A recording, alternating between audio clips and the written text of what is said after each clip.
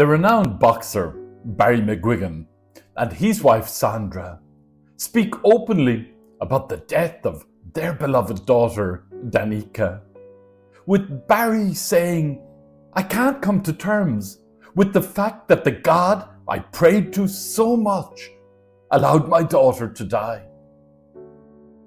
Last Saturday, I listened to the heartache of a lonely friend, prompting me to search for a poem by John Cheever, which poignantly tells, "A lonely man is a lonesome thing, a stone, a bone, a stick, a receptacle for Gilbilly's gin, a stooped figure sitting at the edge of a hotel bed, heaving copious sighs like the autumn wind." In a letter to the Irish Times some days ago, a man called Brian from Glenties in Donegal stirred tearful pondering as he shared his raw grief with words such as "Christmas grief, I feel quite lost. People are so good, I feel angry at times. My lovely wife loved Christmas." This Christmas, the plight of Palestine, Ukraine and Sudan means that it is no overstatement to assert aloud that Christ is still in the rubble. Former Pope Benedict once wrote, "In the child Jesus, the defenselessness of God is apparent. God comes without weapons because he does not wish to conquer from outside, but desires to win and transform us from within. If anything can conquer man's vainglory, his violence, his greed, it is the vulnerability of the child. God assumed this vulnerability in order to conquer us and lead us to himself."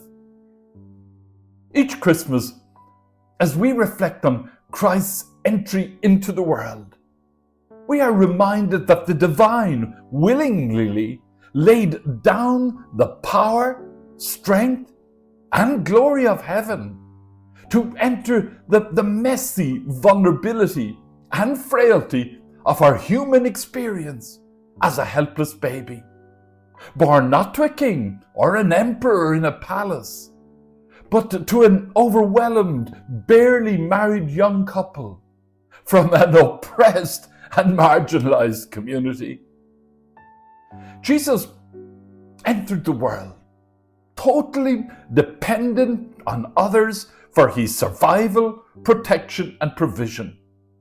His goal was not to impress us, but to identify with us. He embraced the fullness of humanity. American poet Theodore Roethlisberger writes tenderly that those who are willing to be vulnerable move among mysteries.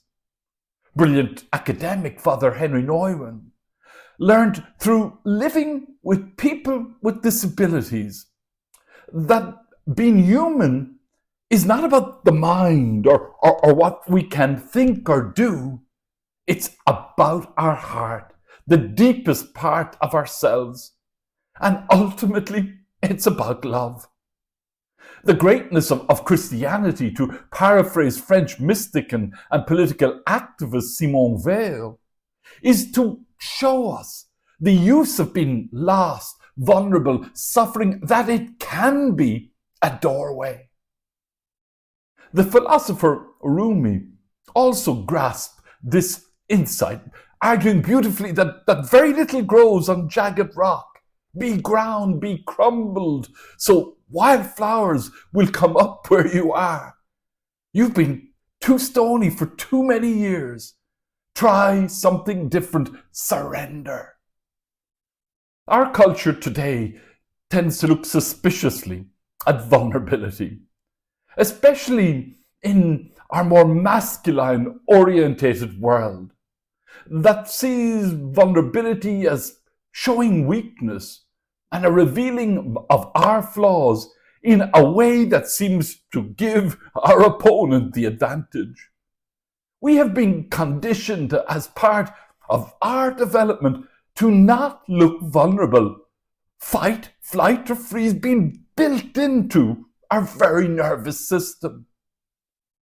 Everyone has experienced wounding in some way, and everyone has a tendency to try and protect themselves from more.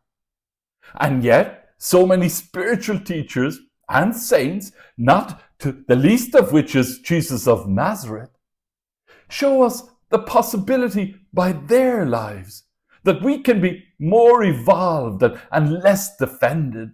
We can develop a capacity for an undefended heart. We can start to surrender, developing a wiser relationship to our vulnerability, holding ourselves and others in a sense of open-hearted, loving compassion. This Christmas, it is important to hear that grief is not a disorder, a disease, or a sign of weakness. It is an emotional, physical, and spiritual necessity, the price you pay for love. The only cure for grief is to grieve. Compassion challenges us to cry out with those in misery, to mourn with those who are lonely, to weep with those in tears. Compassion requires us to be weak with the weak, vulnerable with the vulnerable, and powerless with the powerless. Compassion means full immersion in the condition of being human. Our main challenge is not how can we hide our wounds, but how can we put our woundedness in the service of others. Amen.